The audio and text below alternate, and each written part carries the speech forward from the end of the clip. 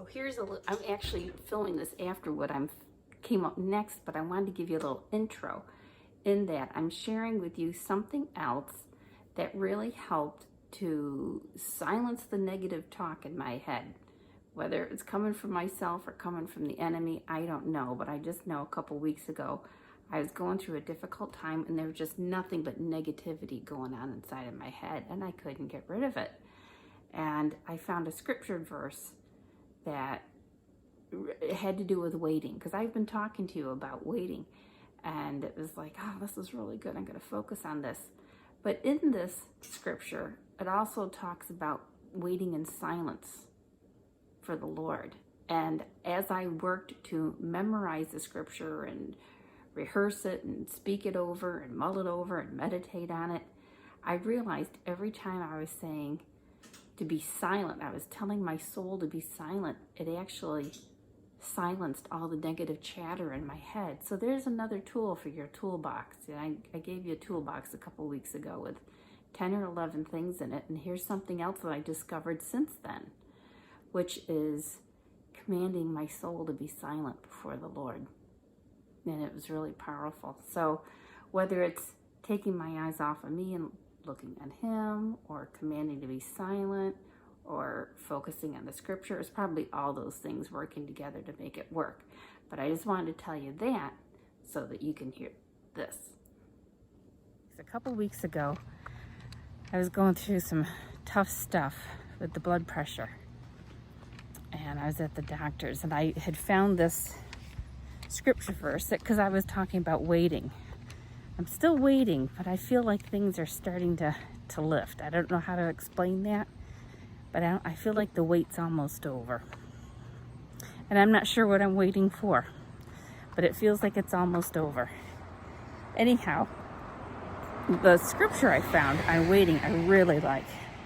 Psalm 62, verses 1 and 2, and verses 5 through 7. And what's interesting about this is that it's almost the same words, identical almost, between the different verses. However, the first one is a statement, like a statement of fact, like I'm telling you I'm out for a walk. And just across the road, I don't want to get run over. Crossing the road. So, it's a statement of fact. He's making a couple of statements, and then he stops and he says, the difference between the first section and the second section is a comma. And that comma changes everything. Because it goes from making a statement of fact like to you, and the second time he says, my soul, then there's a comma, which means now he's addressing himself. He's saying, soul, body, self, listen up here. This is what you're doing. And I like that. I like the fact that he's talking to himself and telling himself to get with the program. So I'll share it with you. Psalm 62, my soul waits in silence for God only. From Him is my salvation. He only is my rock and my salvation, my stronghold. I shall not be greatly shaken. And then in the scripture, the psalmist wrote a concern there. You know, they had whatever their concern was. And so I would feel comfortable placing my concern there. You know, I can place my concern there. And then after he gives God the concern, now he talks to himself and says, my soul, wait in silence. He's ordering himself to wait in silence for God only. For my hope is from Him. He only is my rock and my salvation, my stronghold. I shall not be shaken. On God my salvation and my glory rest.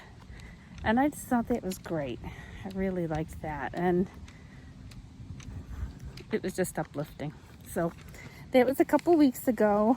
That was the verse of the week, and now I've got one starting this morning. I have one of those Bibles that breaks the scripture up into a year. And this morning they were focusing on the first 10 verses of Psalm 24. And verses 7 through 10 really got my attention. Open up ancient gates, open up ancient doors, and let the King of Glory enter. Who is this King of Glory? The Lord, strong and mighty. The Lord, invincible in battle. Open up ancient gates, open up ancient doors, and let the King of Glory enter. Who is this King of Glory? The Lord Almighty. He is the King of Glory. And I thought, we really need to be proclaiming and praying this now. I love the fact that it's saying the ancient gates and the ancient doors. That's right. If we want Christ to return, we need to be praying for that. We need to be anticipating it. We need to be eager for it and desiring it. And we need to be talking about it like it's going to happen. Yes, it's God's will, but God's will doesn't happen without us praying for it. Jesus told us that in the Lord's Prayer, which is really the disciples' prayer. Jesus commented that, your will be done on earth as it is in heaven. He was praying for God's will, and he told us to pray for God's will. And since we know it's God's will that Christ return, we need to be praying for that to help make it happen. So, shall I see if there's any mail in my mailbox? I've gone the block now. Gone around the whole block. Got to talk to you guys. Nothing today. Hi, you guys. It's been a while, and I was feeling lonely. And I know if I feel lonely, I can always talk to you. It always feels like you're right there. I don't feel like I'm talking to a camera. I feel like I'm talking to you. And it's nice. It's nice for company, friends. So I just needed to get out, and I needed to get a little vitamin D, needed to get a little exercise. So I'm just taking a little stroll. And one of the things I've heard and read and I've seen online is that one of the things that's supposed to help reduce the blood glucose and insulin reaction from eating. You don't want to have a big insulin reaction because that will cause whatever it causes, cortisol or something like that, and it causes any glucose to go into storage, like into fat. You don't want that. So it's like, okay, let's try and get out and walk after every meal. So I've been really focusing this week on getting out and walking after every meal. And, just 15 minutes should do it. And it's funny because when we go on a cruise, I always end up losing weight. And I eat. I enjoy myself. I eat and enjoy everything that's there. And I end up losing weight. Now, the first time we did a cruise, I lost 7 pounds. 7 pounds in like a week. It was amazing. I don't know how I did that.